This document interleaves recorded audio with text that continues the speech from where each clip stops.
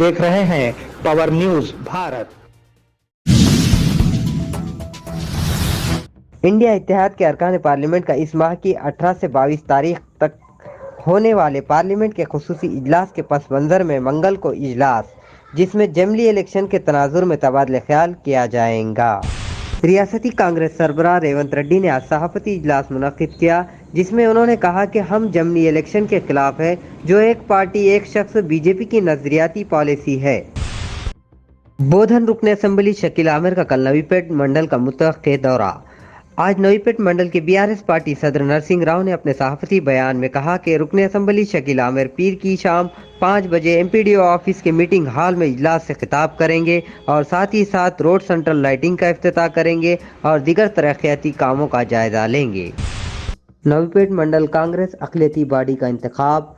साबिक वजीर सुदर्शन रेड्डी ने मोहम्मद मूसा के नवीपेट मंडल अक़लियती कांग्रेस सदर के तौर पर खत हवाले किया।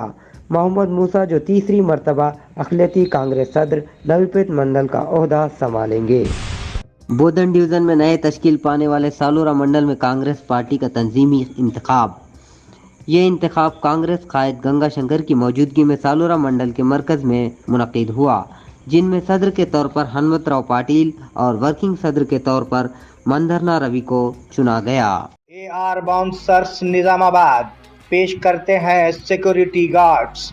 अवामी हुजूम हो या किसी भी किस्म की तकरीबात, VIP शख्सियात अपनी मुकम्मल हिफाजत के लिए याद कीजिए AR बाउंसर्स को। आपकी हिफाजत हमारी जिम्मेदारी।